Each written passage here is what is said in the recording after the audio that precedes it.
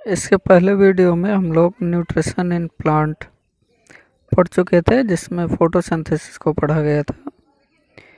इस वीडियो में nutrition in animals को पढ़ना है, जिसमें सबसे पहले है न्यूट्रिशन इन अमीबा।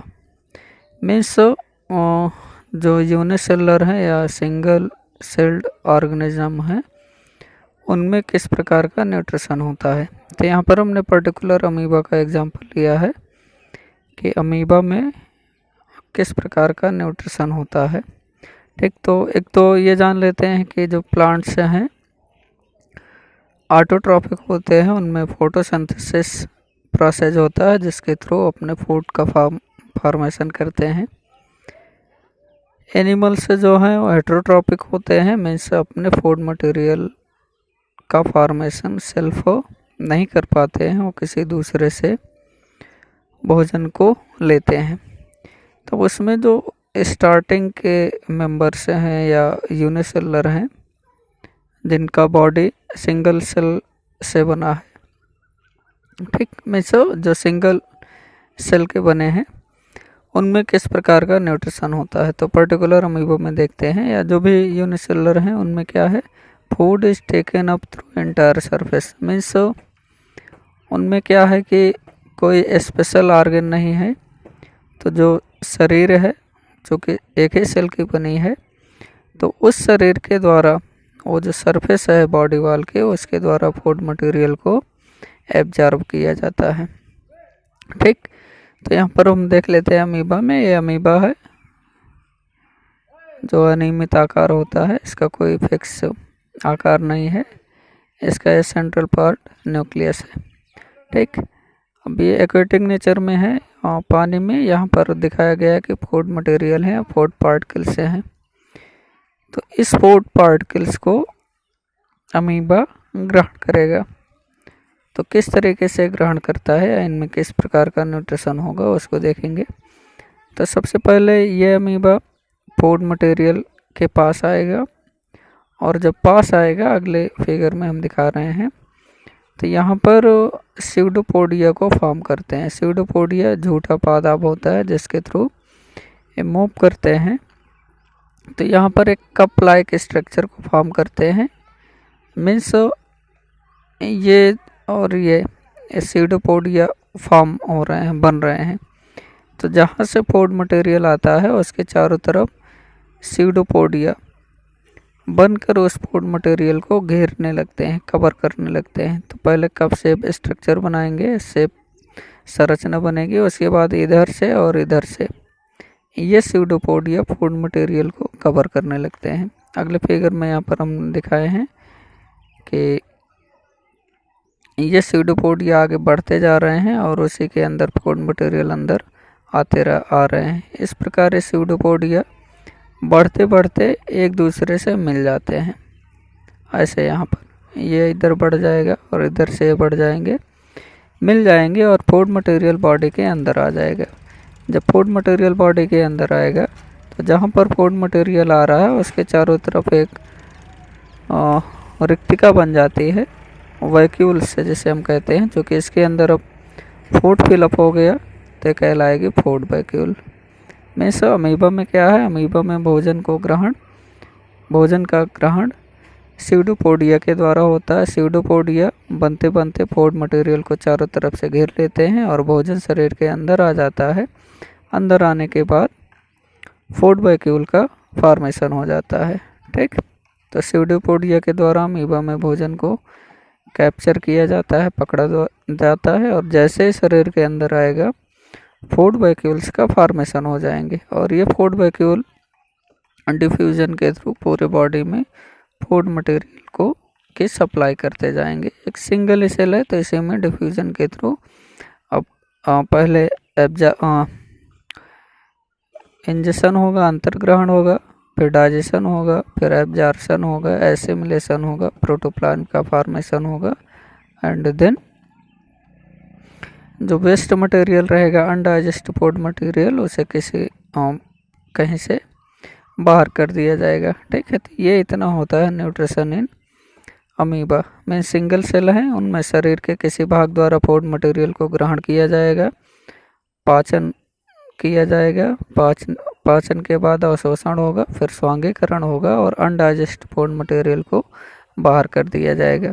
तो इसमें 1 नंबर का क्वेश्चन बन सकता है कि भोजन का ग्रहण कैसे होता है, तो पादाप द्वारा या सीडोपोडिया के द्वारा। ठीक है, अंतर्ग्रहण होगा, उसके बाद फिर पाचन होगा, मीन्स जटिल अणुओं को सरल अणुओं में तोड़ा जाएगा फूड मटेरियल को, फिर अवशोषण होगा, स्वांगीकरण होगा और अनडाइजेस्ट फूड मटेरियल को बाहर कर दिया जाएगा। ये इतना होता है nutrition in amoeba.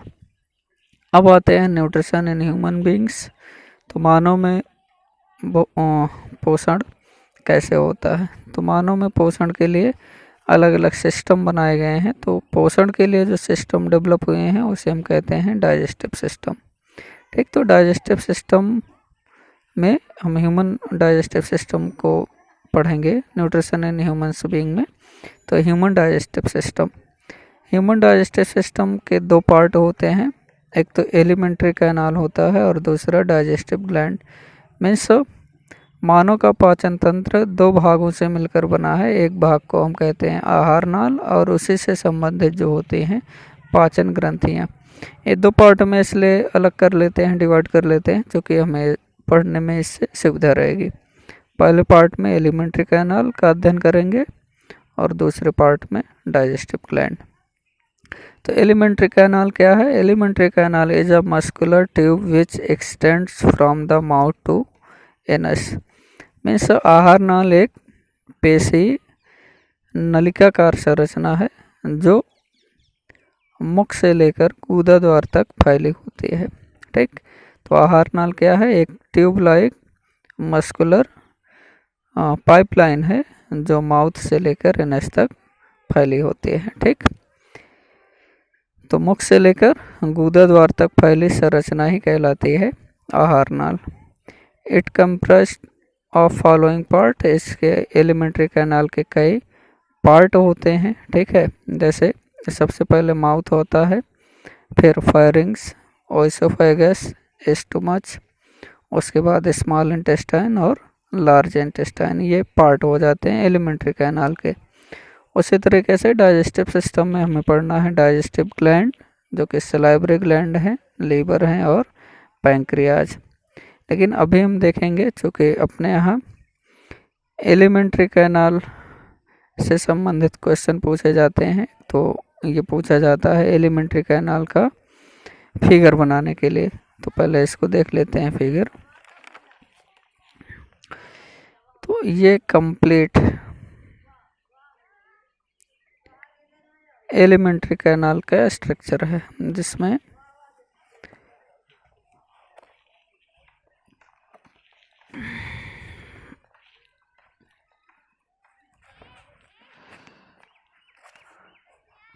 Alimentary canal के जो ओपनिंग है वो माउथ है। माउथ ओपन होता है एक बड़े से स्पेस में, जिसे हम कहते हैं बक्कल कैविटी। और उस बक्कल कैविटी में मुख्य रूप से हम 2 चीज़ें पढ़ते हैं, एक तो टीथ को और दूसरा टंग। मीन्स बक्कल कैविटी जब हम मुँह को खोलते हैं तो जो खाली स्थान दिखता है वही कहलाता है बक्कल कैविटी या मुख गुहा, जिसमें हम मुख्य रूप से दांत और जेब के बारे में पढ़ेंगे। इसी में सलाइवरी ग्लैंड पाए जाते हैं। ठीक है, उसके बाद फिर फायरिंग्स आता है, फिर ओइसोफेगस, देन स्टमच, उसके बाद फिर ये डाइजेस्टिव ग्लैंड है लीवर, और इधर पैंक्रियाज। स्टमच के बाद फिर स्मॉल इंटेस्टाइन का पार्ट स्टार्ट होता है। ठीक है, स्मॉल इंटेस्टाइन में यहाँ पर केवल दिखाया गया है डुओडेनम को, और उसके बाद फिर ये यहाँ से लेकर डुओडेनम से ये अंदर जो कॉइल्ड स्ट्रक्चर है स्मॉल इंटेस्टाइन है। ठीक है, और ये जो मोटी संरचना है ये होती है लार्ज इंटेस्टाइन, जिसके 3 पार्ट हैं, सीकम, कोलन और रेक्टम, और इसका एंड पॉइंट होता है एनस। तो ये आ जाता है फिगर बनाने के लिए पूछा जाता है एलिमेंट्री कैनाल के। अब इस एलिमेंट्री कैनाल में जो फिगर है स्टार्टिंग हम करते हैं, जो कि माउथ एलिमेंट्री कैनाल का पार्ट है, माउथ पढ़ना है, फायरिंग्स, ओइसोफेगस, स्टमच, उसके बाद फिर स्मॉल इंटेस्टाइन और लार्ज इंटेस्टाइन, ये इतना हम पढ़ेंगे। एलिमेंट्री कैनाल के अंतर्गत। और फिर सलाइवरी ग्लैंड, लीवर और पैंक्रियाज को पढ़ेंगे डाइजेस्टिव ग्लैंड के अंतर्गत। तो सबसे पहले आते हैं माउथ में, जो एलिमेंट्री कैनाल का पार्ट है। तो माउथ में क्या है, लीड्स टू ओरल और buccal cavity which contains teeth and tongue. तो माउथ बक्कल कैविटी को लीड करता है, जिसमें दांत और जीभ पाए जाते हैं। जैसे जब मुख को खोलते हैं, जो अंदर खाली स्थान है वो कहलाता है मुख गुहा, जिसमें हम दांत और जीभ के बारे में पढ़ेंगे। तो सबसे पहले हम टीथ के बारे में देख लेते हैं। टीथ, जो ह्यूमन टीथ है, उसकी 3 मेन प्रॉपर्टी होती हैं। पहला होता है थीकोडंट, दूसरा होता है डाइफोडंट और तीसरा होता है हेट्रोडंट। तो ह्यूमन टीथ की ये 3 स्पेशल प्रॉपर्टी होती हैं। हिंदी में से गर्तदंती, द्विबारदंती और विषमदंती कहते हैं।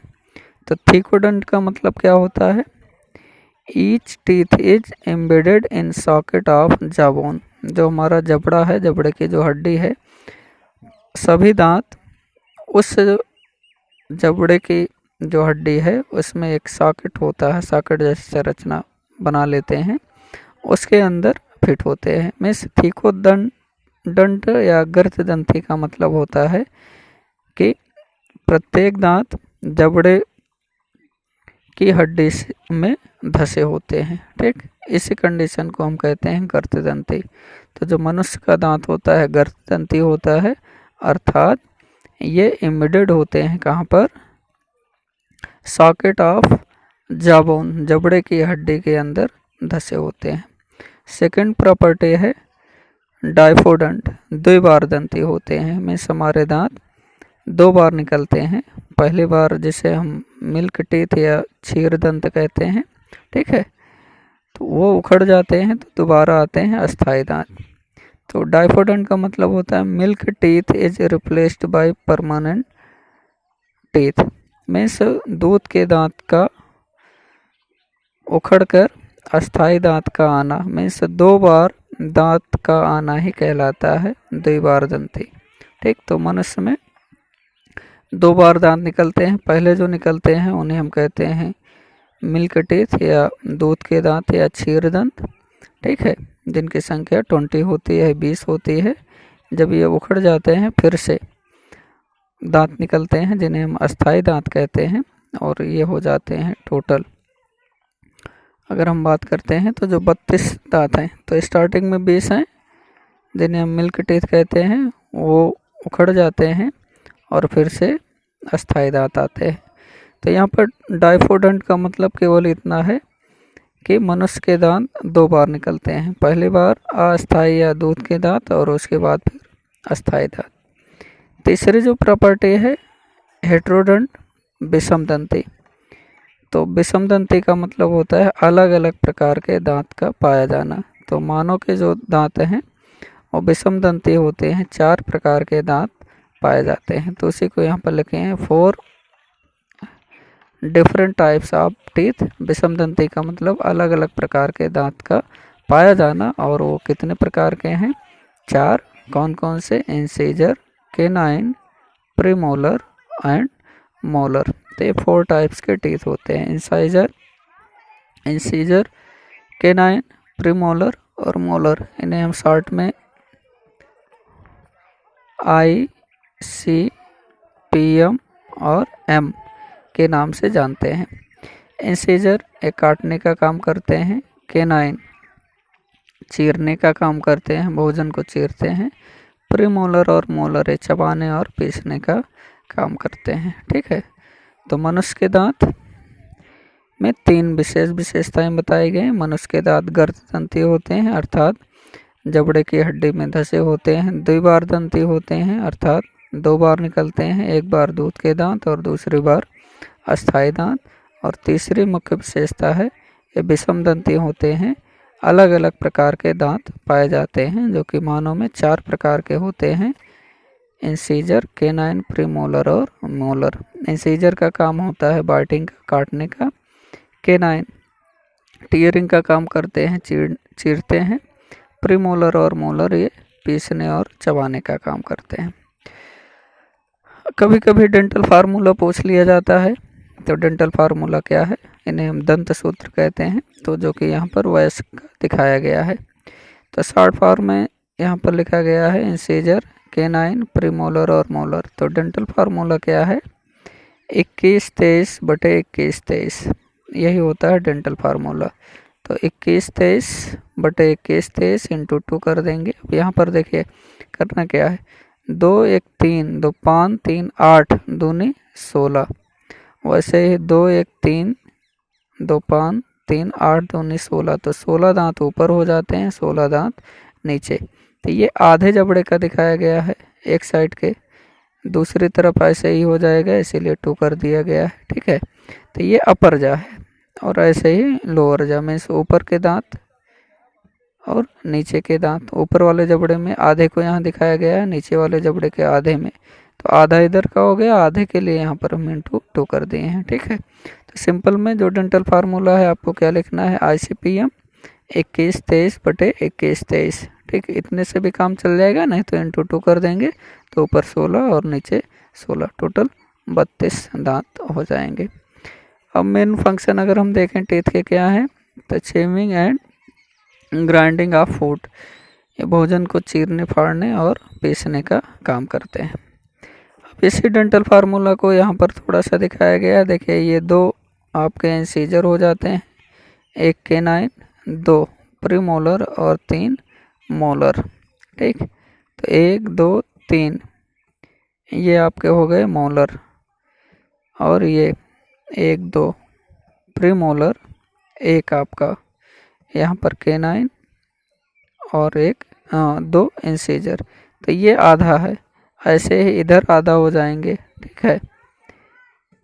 तो ये अगर हम देखें 2 1 3 2 5 3 8, 8 इधर हो गए, 8 इधर हो जाएंगे, ठीक है। तो एक जबड़ा है, अगर हम इसको मान लेते हैं लोअर जा है, ऐसे ही अपर जा भी हो जाएंगे, तो 8 इधर 8 इधर, ये 16 हो जाएंगे नीचे की तरफ और 16 हो जाएंगे ऊपर की तरफ, ठीक। तो ये इतना हो गया फंक्शन ऑफ डेंटल फार्मूला, ठीक। फंक्शन में हो गया, चीरने, फाड़ने और पीसने का काम करते हैं। अब आ जाते हैं बक्कल कैविटी का ही एक दूसरा पार्ट, जिसे हम टंग कहते हैं, जीभ, ठीक। तो upper surface of tongue has small projection called papillae. तो जो टंग होती है, जीभ होती है, उसके अपर साइड पर छोटे छोटे दाने पाए जाते हैं, जिन्हें पेपिली कहते हैं। Some of which contain taste bud, जिनमें से कुछ में स्वाद कलिकाएँ पाई जाती हैं, स्वाद कलिकाएँ, ठीक है, जिसके द्वारा हम स्वाद का ज्ञान करते हैं। तो जीभ के ऊपरी सतह पर कुछ छोटे छोटे दाने जैसे संरचनाएं पाए जाते हैं, जिन्हें हम कहते हैं पेपली, और उन पेपली में से कुछ स्वाद कलिकाएँ होती हैं। अब आ जाते हैं फंक्शन ऑफ टंग, जीभ का कार्य क्या है। तो रोलिंग ऑफ फूड, भोजन को घुमाने का काम करते हैं। जब हम भोजन को निगलते हैं तो दांत के नीचे ले जाते हैं। दूसरा टंग का काम है टेस्टिंग ऑफ फूड, जो भोजन है उसके स्वाद को बताते हैं।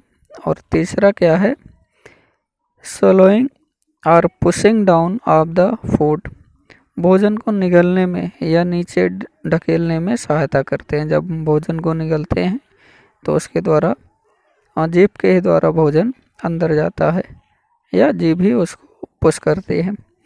और इसे हम एक फंक्शन कर सकते हैं जो मुख की सफाई है, जैसे दांतों में जब भोजन फंस जाते हैं तो क्लीनिंग का काम भी टीथ करते हैं, और क्लीनिंग का काम भी टीथ का जो है उसे टंग ही करता है। मीन्स दांत में फंसे हुए भोजन को भी जीभ साफ करते हैं, ठीक है।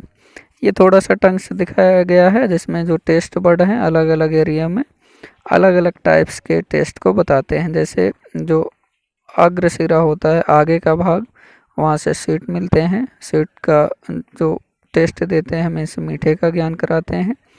साइड में ये साल्टी और जो खट्टे और नमकीन होते हैं, यहाँ पर साइड में टेस्ट बड पाए जाते हैं। और बिटर, कड़वा के लिए सबसे अंदर की तरफ टेस्ट बड पाए जाते हैं। तो मुख्य रूप से 4 स्वाद के मीठा, नमकीन एवं खट्टा और तीखा। तो अलग अलग टंग के एरिया होते हैं जिनके द्वारा उनका हमें ज्ञान मिलता है। एक बार टंग के फिर से फंक्शन पर बात करते हैं। अपर सरफेस पर छोटे छोटे उभार पाए जाते हैं जिन्हें पैपली कहते हैं। इन पैपली में टेस्ट बड पाए जाते हैं। ठीक है, तो यहाँ दानेदार संरचनाएं हैं जिनमें टेस्ट बड हैं। ठीक है, तो सब टेस्ट बड नहीं है, पैपली कहलाते हैं। इनमें से कुछ होते हैं टेस्ट बड। अब फंक्शन की हम बात करते हैं। भोजन को घुमाने का काम करते हैं, दांतों के नीचे ले जाते हैं, भोजन के स्वाद का ज्ञान कराते हैं। और तीसरा क्या है, भोजन को निगलने में सहायता करते हैं। चौथा क्या है, दांतों की सफाई करते हैं। तो ये इतना हो जाता है फंक्शन ऑफ टंग। तो इस वीडियो में आपको केवल माउथ पार्ट का जो है, जिसमें से जिसे आप बक्कल कैविटी कहते हैं, उसमें 2 चीज़ों के बारे में आपको बताया गया। एक तो टीथ और दूसरा टंग।